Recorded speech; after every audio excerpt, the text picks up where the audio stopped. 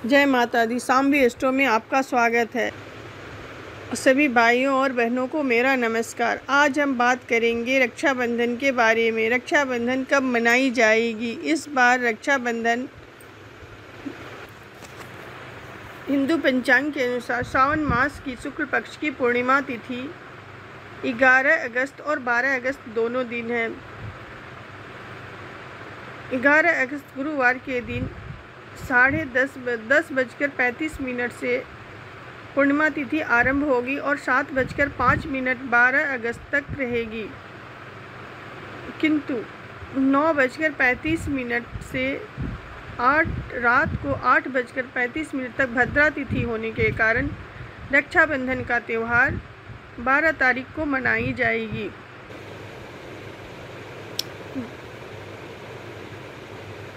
रक्षाबंधन भाई बहन के पवित्र रिश्ते को समर्पित है। रक्षाबंधन के इस पावन त्यौहार पर बहनें अपने भाई को राखी बांधती है और रक्षा का वचन मांगती है।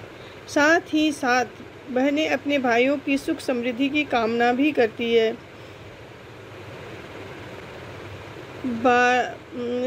12 अगस्त 2022 7:05 तक पूर्णिमा तिथि रहेगी, किंतु उदया तिथि होने के कारण इस दिन रक्षाबंधन का त्यौहार मनाया जाएगा। भद्रा काल में राखी बांधना वर्जित है। ऐसी मान्यता है कि रावण की बहन ने लंका नरेश रावण को भद्रा काल में राखी बांधी थी, जिससे उसका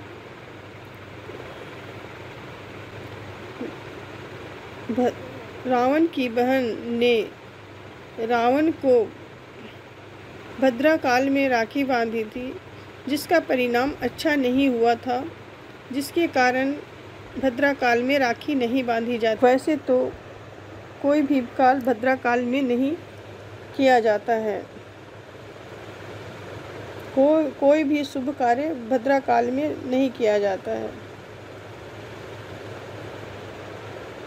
रक्षाबंधन की कुछ कथाएं हैं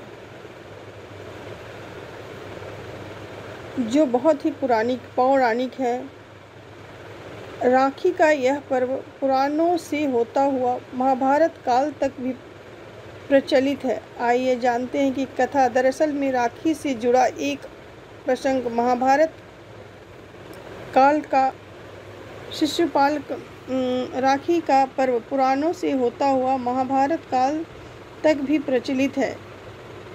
आइए जानते हैं कि दरअसल राखी से जुड़ा एक प्रसंग महाभारत काल का प्रचलित है। शिशुपाल का वध करते समय श्री कृष्ण की तर्जनी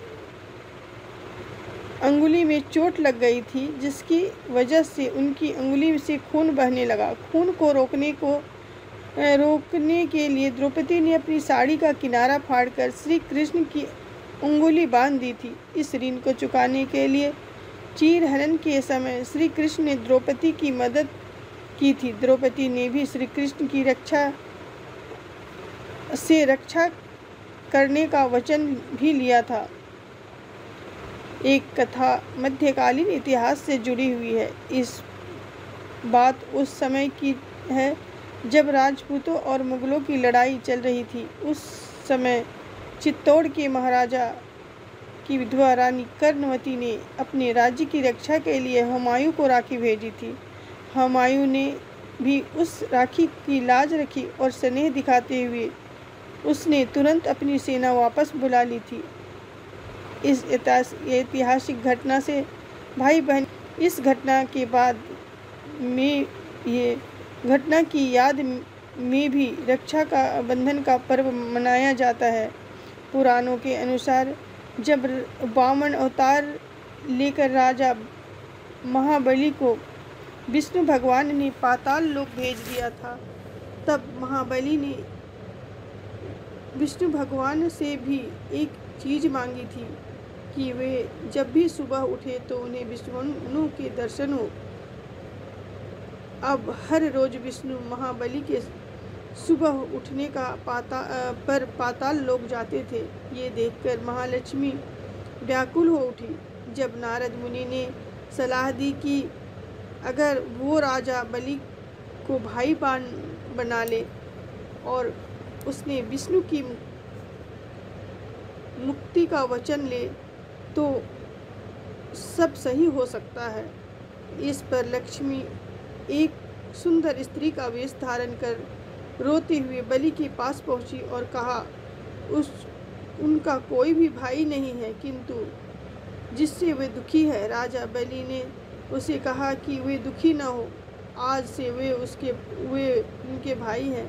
भाई बहन के पवित्र रिश्ते में बंधने के बाद माँ लक्ष्मी ने बलि से उनके पहरेदार के रूप में सेवाएं दे रहे भगवान विष्णु को अपने लिए वापस मांग लिया। इस प्रकार नारायण संकट से मुक्त हुए। इसलिए रक्षाबंधन का त्यौहार मनाया जाता है। इस तरह अनेकों कथाएं हैं। तभी रक्षाबंधन की बहुत बहुत शुभकामनाएं। रक्षाबंधन का त्यौहार सबके लिए शुभ और फलदायी हो। जय माता दी।